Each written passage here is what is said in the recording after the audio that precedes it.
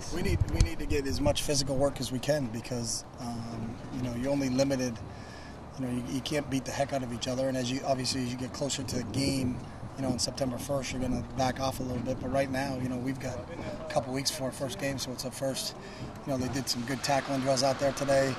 We had some good competitive blocking drills with the offensive wide receivers against the defensive backs. Situations where we got pads on and we can fully engage and we can get after a little bit. So they've got to get used to their equipment, and they also got to know how to carry them. But you don't want people on the ground, but that doesn't mean we're not hitting it. It's not physical, and it was pretty good physical practice today.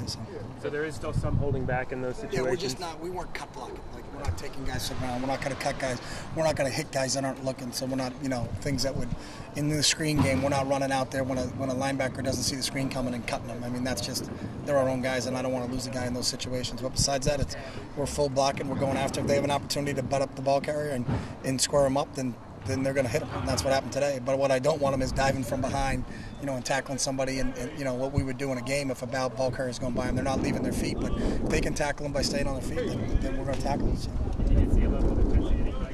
Yeah, today was good practice, good tempo in practice today.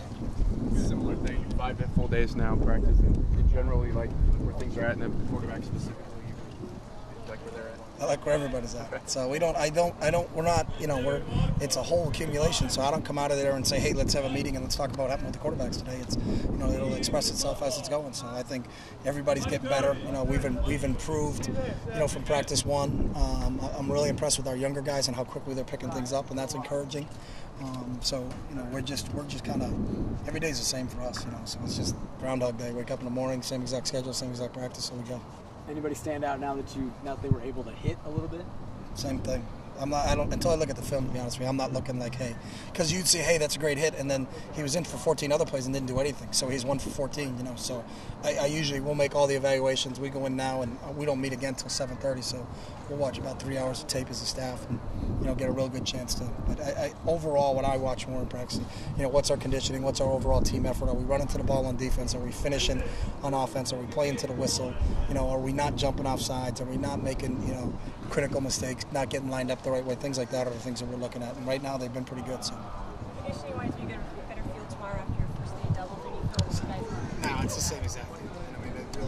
All it is right now we have a walkthrough in the morning, and then what we do when we go out in the morning now, we can actually go out and have a practice in the morning. But it's really no different. And our afternoon's the same exact afternoon that we've had every single day. So really the double deal doesn't really mean that we're not getting anything. And these kids are here every day, every morning, and they're either stretching or lifting in the morning. So now we just get the practice, so we don't have the stretching and lifting part. So.